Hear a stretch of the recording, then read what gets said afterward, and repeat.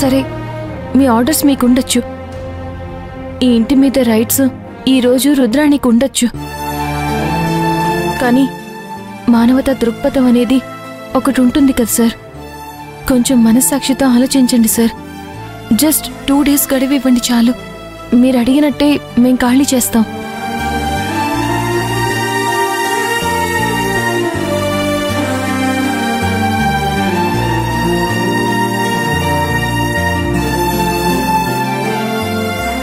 సరే, 2 రోజుల తర్వాత వస్తాం. మేము వచ్చేసరికి ఇల్లు ఖాళీ చేసి ఉండాలి. లేదు అంటే మేము బలవంతంగా ఖాళీ చేయించాల్సి వస్తుంది. తర్వాత మీ ఇష్టం.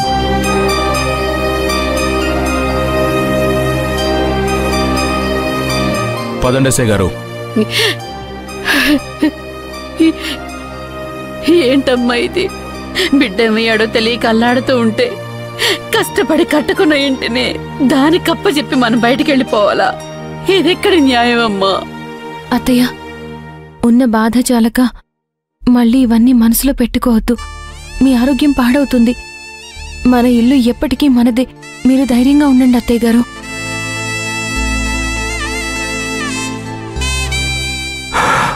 ఎలా ధైర్యంగా ఉండాలమ్మా? మా రాత బాలేదని అర్థం అవుతుంది. చెట్టంత కొడుకు కనిపించకుండా పోయాడు. రెక్కల కష్టంతో కట్టుకున్న ఇంటిని ఎవరో సంబంధం లేని వాళ్ళు లాక్కోవాలని చూస్తున్నారు.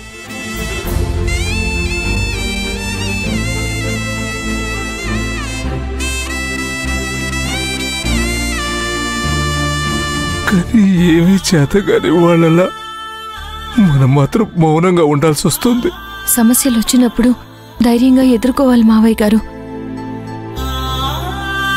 మనింటిని వాళ్ళెవరిదో అని వాళ్ళు కాగితాలు పుట్టించుకోగలిగారు. వాళ్ల దగ్గర నుండి మన ఇంటిని మనం ఎలా విడిపించుకోవాలనేది తర్వాత ఆలోచించుకోవచ్చు.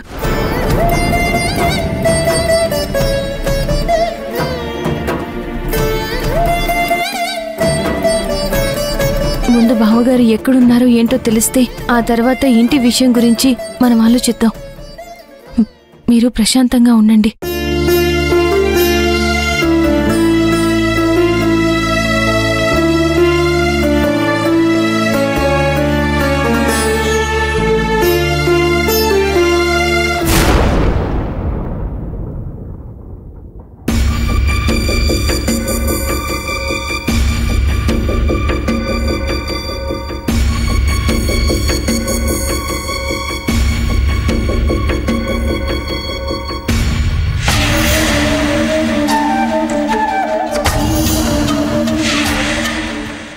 ఇది చాలా పక్కాగా ఫైల్ చేశారు. చాలా తెలివిగా డాక్యుమెంటేషన్ చేశారు. మీ అన్నయ్య మీ అక్క ఇద్దరు సంతకాలు పెట్టారు. ఆ పవర్ భానుప్రకాష్కి ఇచ్చారు. ఇప్పుడు దాని పవర్ ఆఫ్ పట్టా దాటి రుద్రాణి పేరు మీదకి రిజిస్ట్రేషన్ చేశారు. ఇప్పుడు ఏ విధంగా చూసినా ఆస్తి వాళ్ళదన్నట్లుగానే వస్తుంది. మరిప్పుడు ఎలా లాయర్ గారు? ఏమీ చేయలేమా? ఇలాంటి విషయాల్లో బాగా అనుభవం ఉన్నవాళ్ళు ఎవరో చేసిన డాక్యుమెంటేషన్ ఇది. ఇప్పుడు కోర్టుకెళ్ళి మమ్మల్ని ఇలా మోసం చేశారు, ఇలా మా ఇంటిని ఆక్రమించుకున్నారు అని మీరు కేసు ఫైల్ చేసినా అది కోర్టులో కేసు జరుగుతూనే ఉంటుంది.